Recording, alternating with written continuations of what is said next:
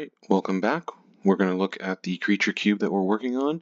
We're going to focus today on the enemy colors. So far, we've been trying to make a 360 card cube in honor of Lorwyn Eclipse. This is a very tribal plane where creature type matters heavily. So we're going to continue this cube where we focus on these creature types. So far, we've looked at about 83 cards of the 360 cards we're looking at. How we're doing it, we're starting off choosing our creature types based on color pairs as a rough guideline, focusing more on our gold and hybrid to be our key cards to indicate what's going on. We're going to have a lot of token generators and anything that can change creature types. And with this, as we've established already, we've had 5 color pairs. Looking at these next 5 color pairs, you're going to start to see a lot more crossover. So white, black, we're going to go with a classic one, which is Clerics. This is very classic for this color pair, and it's going to have a minor life gain sub-theme, right? So Drana's Emissary and Cleric of Life's Bond both have life gain payoffs, and in some way life gain generators. But some of our clerics are also just going to have good utility. Sin Collector, removing something from your opponent's hand, or Imperious Oligarch, which comes back in a way, not so much as the creature itself, but putting a 1/1 spirit, so something's still sticking around. This life gain mechanic is continued on in our white cards with Abzan Battle Priest that can basically hand out lifelink conditionally, as well as Expedition Healer, which can also gain lifelink. Avacyn's Priest is a bit more of a control card, focusing on non-humans. So yes, there are going to be a lot of humans it cannot touch, but we do have a lot of non-humans in this archetype, or in this cube, sorry, that we're going to see, and it will affect it. Thraben Doomslayer, this one's kind of counterintuitive to this whole life gain sub-theme, because Faithful Hour works if you have less than 5 life. So yeah, in a way it doesn't fit. However, if you ever reach that point, but you do have lifelinkers, you'll be able to quickly turn around. In black, this is also carried over for the life gain theme. Marauding Blight Priest punishes your opponent whenever you gain life. Disciple of Grizzlebrand gets you life by sacrificing something. And then we have 2 cards that, while clerics interact with demons or become demons in a way, the High Priest can actually generate us demons, so it's a new creature type, and Infernal Vessel becomes a demon in addition to other types. So, yeah, they're clerics, but they work on other creature types as well in a way. Red-blue, we are moving to wizards in this case. It's another classic type. It's going to have a Spells Matter sub-theme. Things like Mercurial Chemister and Nivix Guildmage, they've got lots of abilities that we can use to draw cards and keep things going. Okay, so that's going to be fun. Spells matter. We are probably going through a lot of cards. Goblin Electromancer just makes our spells cheaper, so that's great. Okay, Lightning Stormkin is a little out of place. It doesn't have any spells matter theme. However, flying in haste on a small creature, it's going to be worth it, I think. In red, we have cards like Rockslide Sorcerer, which when you play an instant, sorcery, or a wizard, again focusing on that creature type, they'll do damage. Thundering Spark Mage is more related to a party, which is caring about multiple creature types. So yes, it's a wizard, but it might fit in other things. Goblin Wizardry is just fun. It is a spell, so it's going to be affected by a lot of your spells matter stuff, but it creates 2 Goblin Wizards. So we're going to keep perpetuating these spell matter cards. Wizard's Lightning is fun because while it itself is not a wizard spell, it gets cheaper when you have wizards. So you can play it anywhere, but it's going to be encouraged. And I like this card that I've included its counterpart in blue, which is Wizard's Retort. Again, basically a counterspell card that gets cheaper. Cloudkin's Seer, another wizard drawing cards, which is great. Water Trap Weaver, play it, taps down a card, so a bit more of a control, but again, still affected by that wizard type. Overwhelmed Apprentice mills your opponent and scries too, so this will just help you keep getting either cards that you want, wizards, or making sure you have good spells to play. Going to blue-green, we are doing Merfolk. This is heavily influenced by Ixalan, and it's another classic creature type. Okay, we have cards that do lots of different things. Combine Guildmage has fun with +1/+1 counters.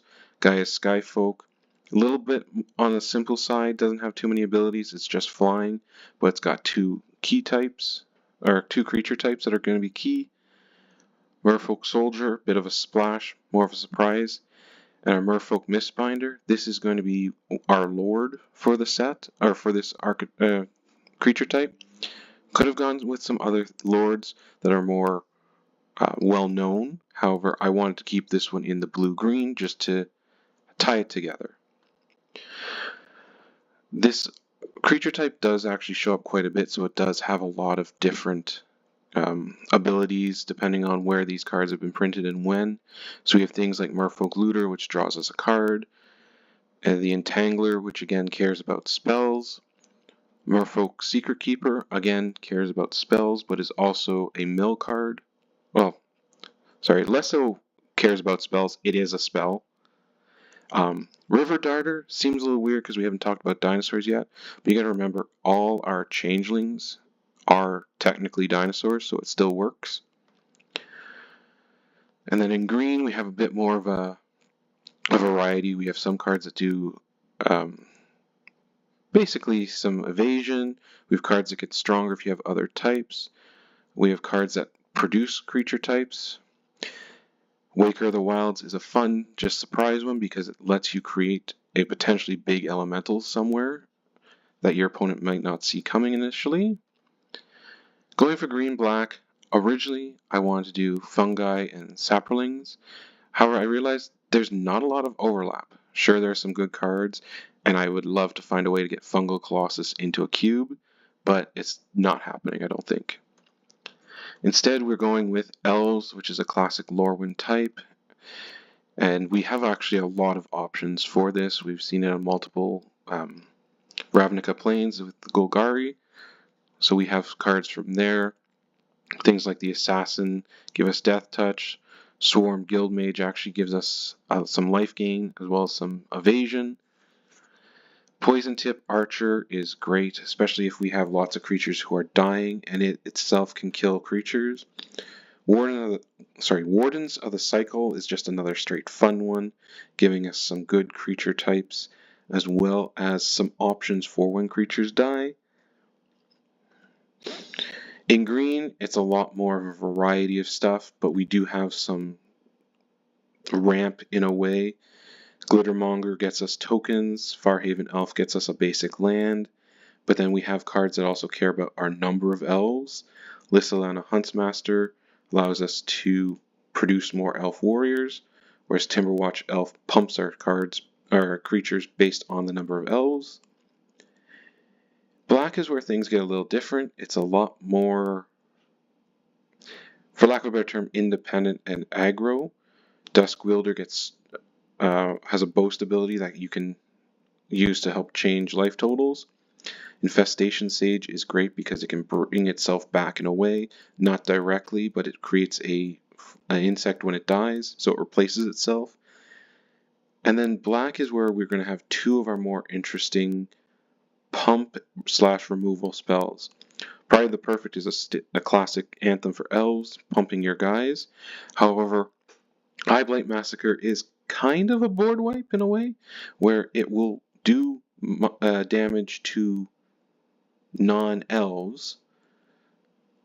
Not necessarily enough to kill them all the time, but it will make them weaker, making your attacks more effective. So think of it kind of like a board wipe, even though it's not a true one. Red-white, we're going Knights. This is a good, fast aggro type. A lot of our creatures are going to be cheaper. Inspiring Veteran is our lord for this one. Truefire Paladin just gives, or has a whole bunch of options that we can use. Vigilance, and then either pumping it or giving it first strike. Hobgoblin Dragoon Flying in first strike is something I'm never going to be disappointed with. And Sky Knight Legionnaire, again, flying in haste, I'm happy with. Going into red, there's a bit more variety, but we have some ways of making it harder to block. Ogre Errant gives one of our knights menace when another knight attacks, when it attacks, and Fervent Cathar can stop an opponent from blocking with a creature. Joust is a good removal spell that pumps our knights, while Raging Redcap is just a double striker, which means any amount of damage it's going to do is going to be harder to block, and pumping it will make it that much more effective. White continues our evasion idea with Spectral Rider giving it Intimidate. Worthy Knight and Attendant Knight both create tokens, one when it enters, one when you play other knights. It'd be fun to have a turn 2 Worthy Knight, turn 3 Attendant Knight, just to make a lot of cards or tokens in one turn. And finally we have Dub, which is one of our type changing cards. So when you enchant a creature, it turns it into a knight and gives it an additional power up. So we've seen our enemy colors now. We've looked at roughly 140 cards for our cube, which is a good start. At this point, we've established all our key creature types, and we should be able to start seeing some overlap in our creature types and our colors. So we're not just focused on, oh, this color combo is only this creature type. We're going to want to start seeing some overlap, and I think we can do that now.